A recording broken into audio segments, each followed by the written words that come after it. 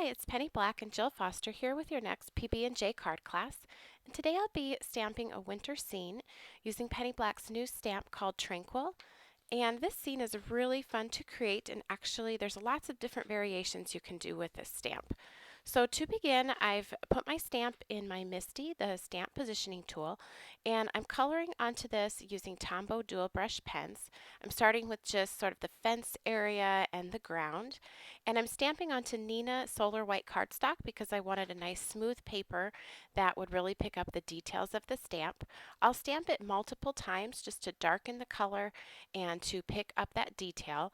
Sometimes when coloring with markers onto a stamp, some of the brush strokes will show from the coloring of the marker onto the stamp. And so by doing it multiple times, it helps eliminate that on the finished piece. And I'm working in smaller sections so that the marker ink doesn't dry. I'm doing some various colors and shading here. So I started with a lighter brown, and now I'm adding some darker shading on top. And I'll have all of the exact colors listed at the end of the video in a supply list. Here on the fence post, I'm adding some shading just along one side. And like I said before, working in just small sections so that that ink doesn't dry. You could huff on the stamp, so get your face real close and breathe hot air onto it to try and reactivate those colors, or very lightly mist. But since I'm not stamping onto watercolor paper, I didn't want to do that. Now to give this just a little bit more of a painterly look and to blend those colors that I stamped, I'm using a paintbrush with very little water and just very lightly touching those areas that I stamped and blending that. So I don't want to add hardly any water because I'm not working on watercolor paper. And I am just doing that right on top of the image. I've not removed this from the Misty because I'm going to do some more stamping and I want it to stay in that same place. And you can see here as I blend that, I'm also being sure to allow that snow to continue to remain white. So I don't want to blend too much either and end up without any snow left over. Now, what's really great about this image is you could use it for any season. So for that ground area, you could stamp that in green and blend it out a lot, and you would have even like a spring or a summer look to this stamp. So it offers a lot of versatility.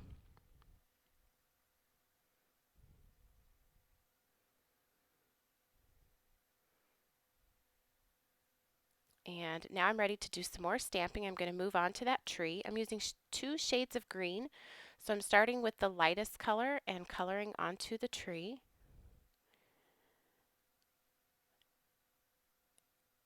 And now I'm just going to do that one more time to darken it up and put a little more ink onto the page. And now I'll add that darker color, just sort of swiping that on towards the center of the tree. Now in looking back, I wish that I had made this tree quite a bit darker because I added some more stamping behind it. But I didn't know I was going to do that at the time, and I'll show you how I fixed that. But if I was doing this again, I definitely would do darker shades of green and even maybe a touch of brown on this tree. Just because I end up adding some stamping behind, and I wanted it to show up a little bit more. But there's always a way to fix it, which I'll show you later on. And here I just blended that with water, just like I did on the other parts of the image. Now to seal those colors in so that when I add my inking to the background, those will be sealed in and resist any inking that we put on top, I just rubbed an anti-static bag across my page and I'm inking up my stamp with Versamark ink. I'm going to be embossing this with clear embossing powder. So I'm just going to stamp this a couple of times, and it looks like I'm pressing so hard. It's just the camera angle and my head flying in and out. And I've sped up the video so it looks a little bit wacky. So I apologize for looking a little crazy there. So now I'm going to sprinkle that with a clear embossing powder, and then I'll heat that to set it using my heat gun. And that just seals all that in, so no matter what I put on top now, as far as inks, those colors will remain vibrant.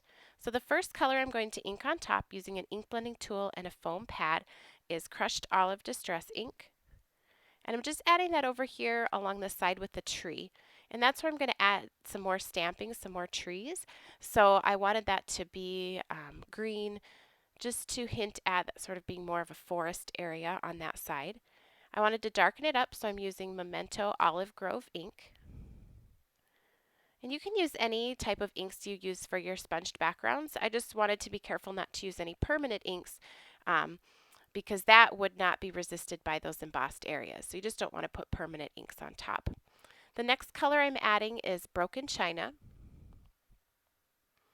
And I'm just starting light and then adding more layers, starting off of the edge and working my way on. That helps it to be a nice smooth application. And then I wanted to darken that up even more, so I'm going to add peacock feathers, distress ink right on top.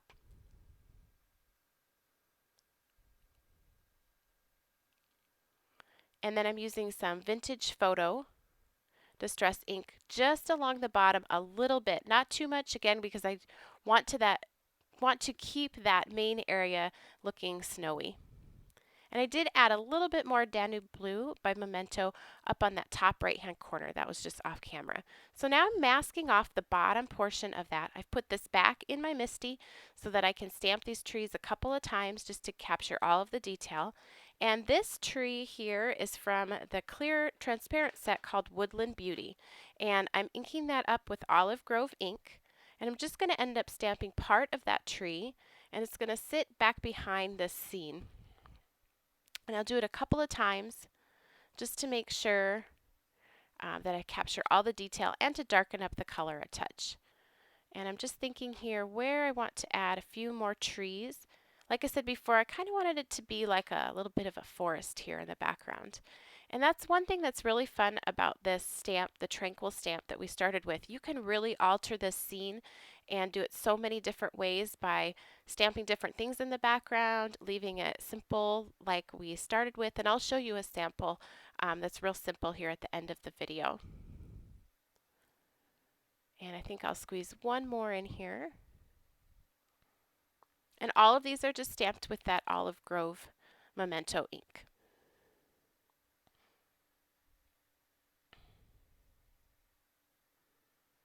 Okay, so I've removed that mask, and here's where I mentioned before, I wish this first tree would have been a little bit darker. So what I've done, I'm just taking one of those Tombow dual brush pens.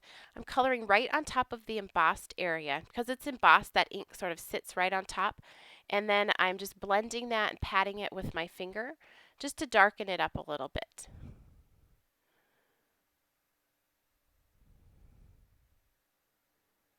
So if I was going to do this card again and I knew that I was going to add those trees in the background, I would certainly have started by stamping this tree in a darker color.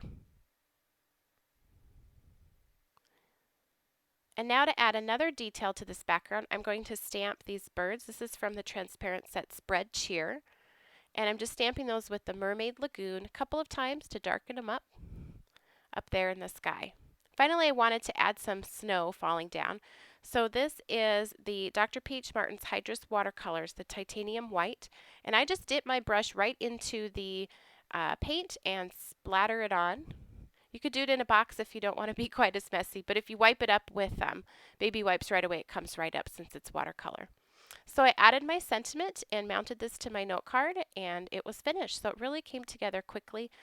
And here's another sample. Like I said before, you can leave it real simple as well with just that Tranquil stamp. And here I added my inking and some snowflake stamping to the sky, and you get a whole different look. Thank you so much for watching. If you enjoyed today's video, please be sure to give it a thumbs up and subscribe to our YouTube channel. You can also connect with Penny Black on Facebook, Pinterest, Twitter, and of course our blog and website, which will all be linked in the YouTube description box below. And at the end of the video, I will have a complete list of all the supplies used in creating this card.